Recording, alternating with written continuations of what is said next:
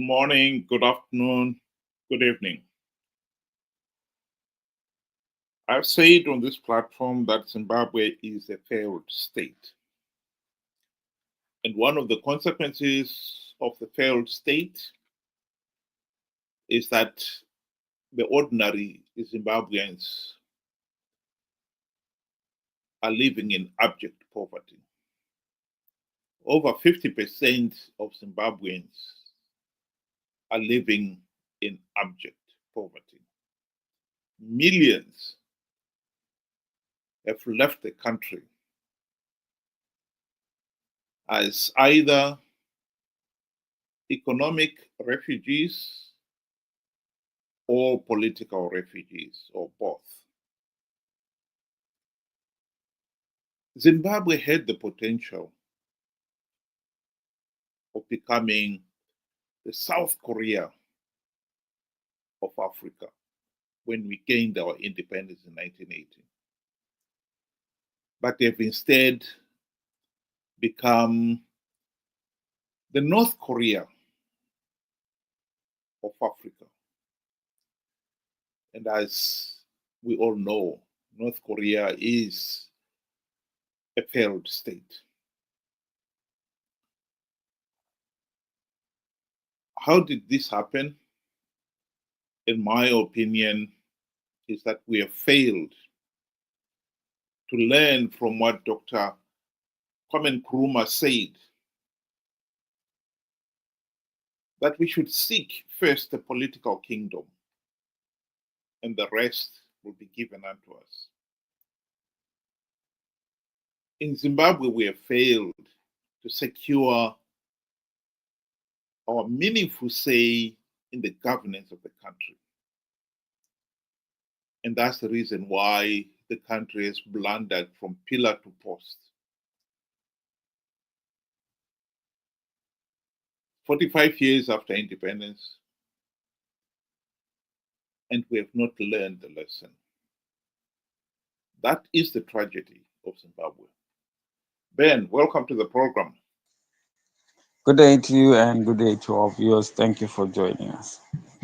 I have to say, to attain true democracy to the word, you have to be able to conduct free, fair, and credible elections. There is no questions asked. There is no going around about that.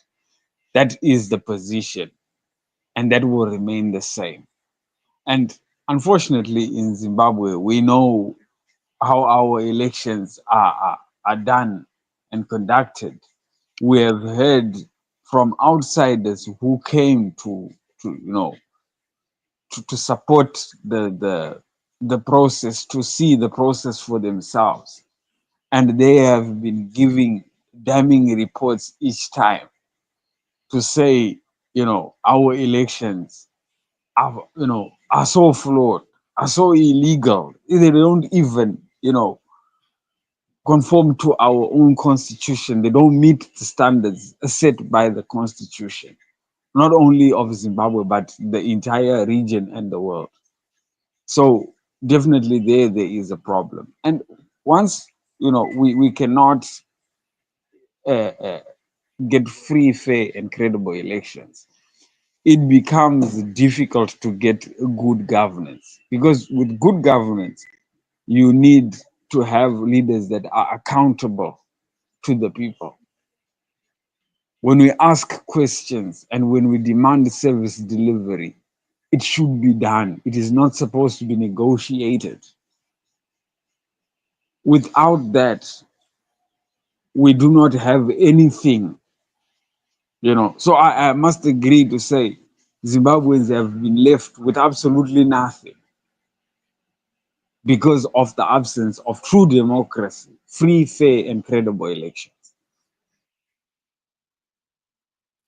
Well, we started in 1980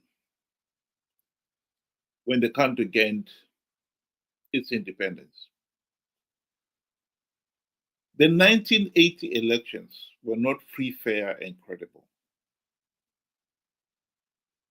Zanu PF attended the Lancaster House talks And the agreement was that all freedom fighters operatives would be withdrawn from the field during the campaign period run up to the 1980 elections.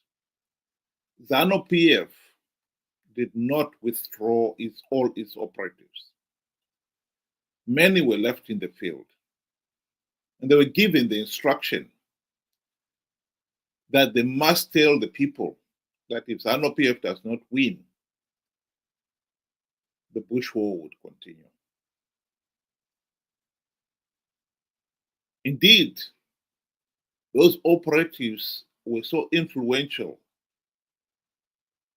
that they declared many of the areas in Zimbabwe as no-go areas for all the other opposition parties, all the other political parties who were contesting in those elections.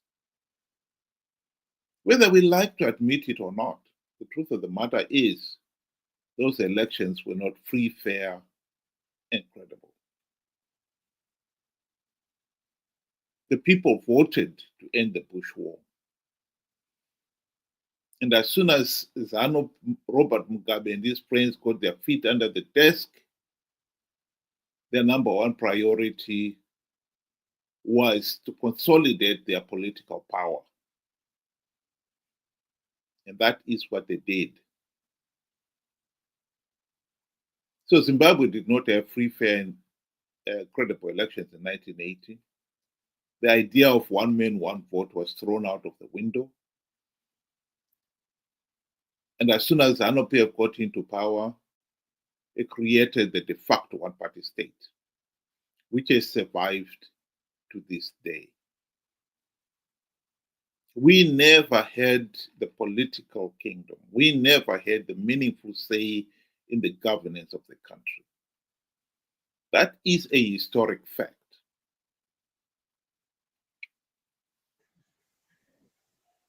We can blame as much Zanu PF as we can or as we want, but we must also take responsibility as the citizens. We helped create this beast, and we are helping to perpetuate it till this day.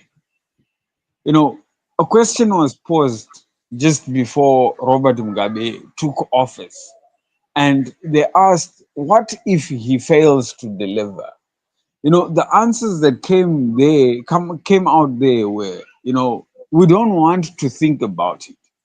We would rather bury our heads in the sand. And some were so adamant that he was never going to fail. But lo and behold, he failed. And he failed dismally. And not just Robert Mugabe, but the entire Zanu PF, club, whatever, they failed. We gave them so much power from the very beginning. We decided not to hold them accountable from the very beginning. We were naive. I would understand. But fast forward, 37 years later, we had the opportunity to fix that mistake. And not only once, but we had it twice. The 2008 2013 GNU was a good opportunity. When Mugabe was ousted, that was a good opportunity to fix what was broken. But we chose again to be naive. 2023, there was a damning report that came from all international observers condemning Zanu PF and its process. We did not take action to that. Instead, we found our opposition licking the boots of those that had just robbed Zimbabweans of their fundamental right to free, fair, and credible elections. So we have played a part in this. The ZANU PF, yes, is to blame, but we are to blame as well for perpetuating and for being naive and continuing to be naive. I think that needs to be addressed, and that needs to be corrected before we even start wanting to go and take on the beast that we created. I would like to address an issue that has been raised several times. The way some people have compared the Mnangagwa with Mugabe.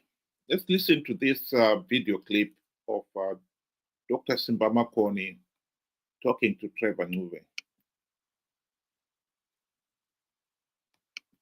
What has surprised me, let me not lie. Sure. Yes, what has surprised me, as we all can see, is how what you call the new dispensation, to what extent they can go to secure their power. Mugabe didn't put soldiers on the streets at all. He didn't put soldiers with live automatic rifle ammunition among the people. This dispensation doesn't hesitate to do that at all. So that is different. And what has surprised me, well, while I agree with that, I think it is important to emphasize here that we should not be obsessed comparing the Second Republic with the First Republic. The two are not different, just two sides of the same coin.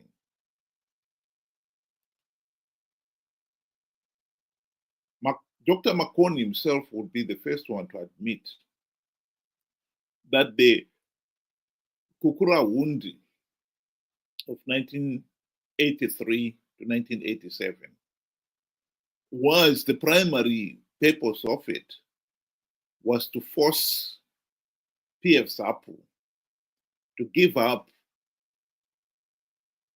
its independence and sign the Unity Accord to create room for the de facto one-party state.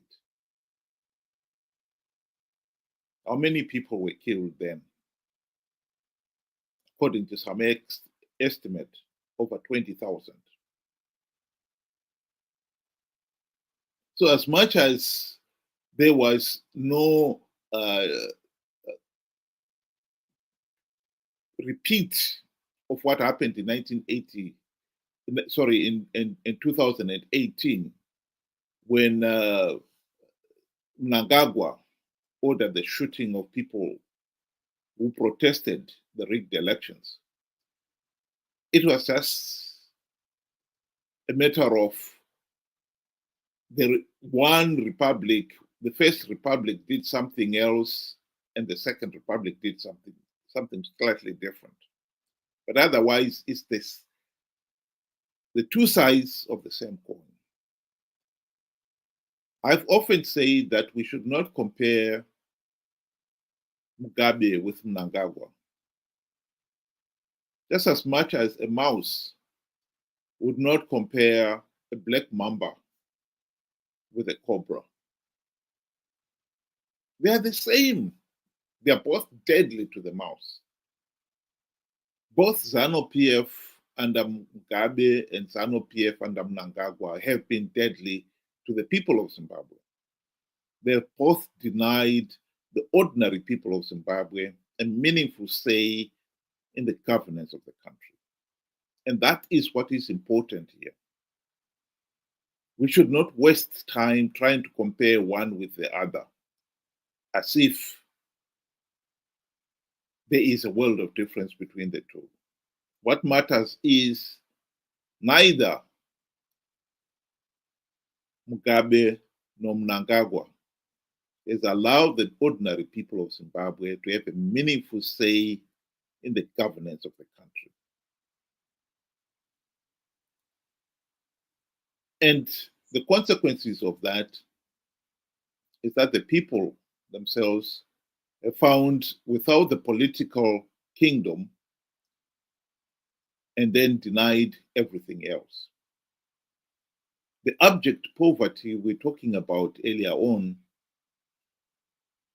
the Zimbabwe as a failed state, started soon after 1980 under the so-called First Republic. And it has continued to today under the so-called Second Republic. Nothing has changed. And I think the biggest mistake people are making here is failing to realize that as long as we do not have a meaningful say in the governance of the country, Zimbabwe will remain a failed state. Ben. I agree with you. You know, just after Mugabe had been ousted by Mnangagwa through the military coup, you know, he had an interview. And in that interview, you know, he admitted to say they were, you know, they were wrong with the way they handled opposing forces, which in this case would mean, you know, the opposition parties. We know Mugabe was brutal when it comes to, you know, the opposition, which was mainly MDC that time. He arrested, he beaten, some were even murdered, some just disappeared totally, you know. But then he himself, he said he didn't do it alone, you know. He did it as an organization, meaning it, you know, all these atrocities were committed by Zanu PF. And true to that there, and I believe him in that sense, because now that Mugabe is gone, the atrocities are still continuing, which means to me that it is within the DNA of Zanu PF to crush any opposing, you know, force or opposing voice, and to crush emphatically, and to, you know, to squash it whatsoever. You know, they will not want any, and we are experiencing it till today, years later after Mugabe has gone. So we cannot then continue to say Mugabe, you know, was brutal, and Zanu PF, it is in their DNA as an organization, as a family, as a political party. That is what they do. So we cannot, like you said, we cannot compare the two, you know, because they are both snakes, and we, the mice, really don't have a choice if we are going to be starting to compare to say who was more brutal, Mugabe or Mnangagwa. Both are just killing us just the same. So I agree with you there to say it is a meaningless debate to say who has more or who is better between the two or who is worse between the two. They are of no, you know, help. They are of no, there is no way forward with both. And it all is on Zanu PF. That is their DNA. We need to get rid of that.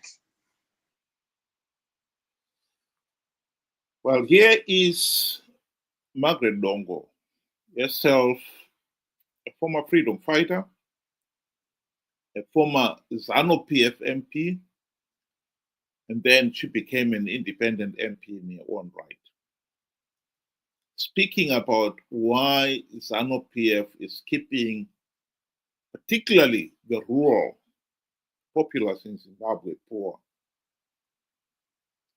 Is doing it for its own selfish political gains. They have wrong priorities, especially the current government. How can you go and build an airport which services a few people, and the majority are the elite and the so-called investors? Look at the rural. I made you come to interview me because I wanted you to have the experience of the roads that we are using. If we go today to our hospital there, you feel pity with that's a hospital in a rural area. If we go to our clinic, you feel pity. We have no piped water here. Do you know the reason why the rural people vote for Zanu PF? One, they're intimidated. Two, the policy is that the rural people should remain poor and subservient to the government. They should remain poor, because if they remain poor, they continue singing the song for their master. This is why these people have been impoverished. It's for a reason. Because the moment, if you economic empower these people, they'll go out of hand. Zanu PF will never have control over them.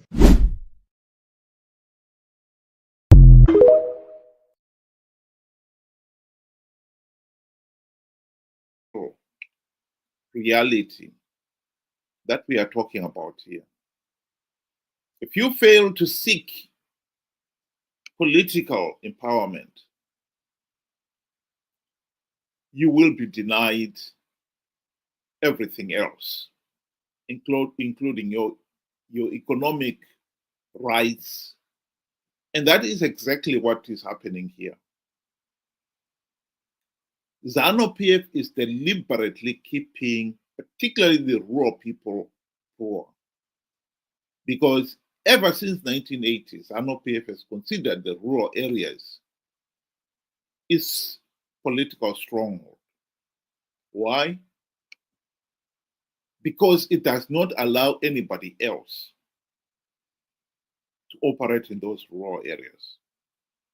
And it has kept the rural people themselves dependent on the party, deliberately poor. In the 1970s, before independence,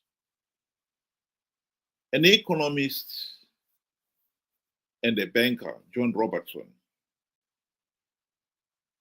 went to Ian Smith and told him how if the government was to give the people in the rural areas title deeds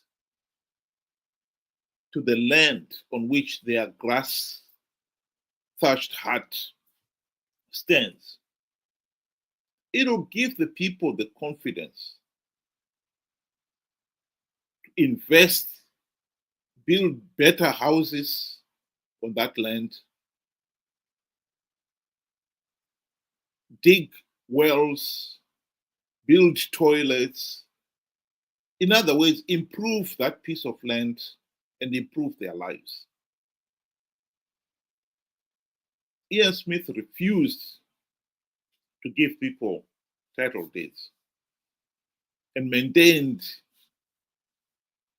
the system of tribal trust lands, communal areas, where the land was owned communally. Nobody owned it. And so nobody's looking after it. And his reasons for it was that if you were to give these people, economically empower them, the next thing they would want is political empowerment. They would want the vote. And it is no surprise that the same John Robertson gave Robert Mugabe the same plan and explained the economic benefits of the plan. Robert Mugabe rejected the plan for the same reasons. He too did not want to economically empower the blacks in the rural area because he wanted to maintain his political stranglehold on them. So what Margaret Dongo is saying here is nothing new. It's something that we should have known all along. How we can go on to have elections in which Zanu PF starts with a clear majority because 60% or so of the voters come from the rural area. And that is a cornered electorate for Zanu PF. So Zanu PF always starts with a cornered large chunk of the electorate. I think people of Zimbabwe have got to wake up to the reality that we cannot have economic empowerment, justice, until we sort out our political problem. As long as Mnangagwa and Zanu PF retain the carte blanche powers to rig elections, there will be no meaningful economic and political change in Zimbabwe. Ben, do you want to give your closing remarks? In closing, I would want to say, without, free, fair, and credible elections, let us forget about, democracy. It cannot exist. One cannot exist without the other, basically. So my advice is, we have been given the tools. We have been given a sound advice from, the international community, SADC, AU, and so forth, what we need to do to fix our mess. And they gave us the tools to do that. It is now up to us to work and use those tools. If we continue to settle for less, to say we can win, rigged elections, we are going to do, certain strategies, we all know it is impossible to win rigged elections. 45 years of trying is evidence enough. What we need to do is to do the right thing and to ask for help if need be. And then we can fix this. And all these other things, like you said, will fall into place because we got accountability now. We have got that power back. That is what we need to get the power to the people, to hold those in public office accountable. That is the big achievement that Zimbabwe could ever achieve.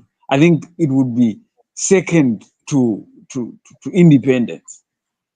That is how big it is to finally have a meaningful say in our, in the governance of our country.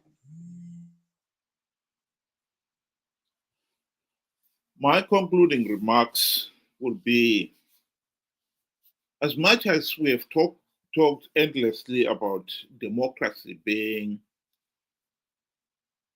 government of the people, by the people, for the people,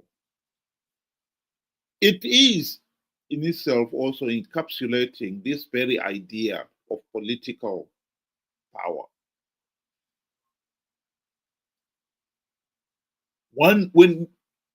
If you are the people and you are the government, and it's your government, and it's to serve you, you have to have that power to be able to hold those whom you have entrusted with political power to account. And if those are now denying you the right, as Zanu PF has done, to a meaningful say in the governance of the country, then this is not a democracy. We have got an autocracy where those in power dictate to the people. And after 45 years of Zanu PF dictatorship, the people of Zimbabwe have got to wake up to that reality that this has to change. If we fail to produce the change, then we have to pay for it. And the price the nation has paid so far, after 45 years of this Zanu PF corrupt, incompetent, and tyrannical regime, we have paid a heavy price. we need to learn the lesson. We need to reclaim our right to a meaningful say in the governance of the country. This whole idea that Zanu PF can somehow deliver economic prosperity while the country remains a de facto one-party state is just nonsense. Thank you very much, those of you who were able to join us this evening. Have a good day.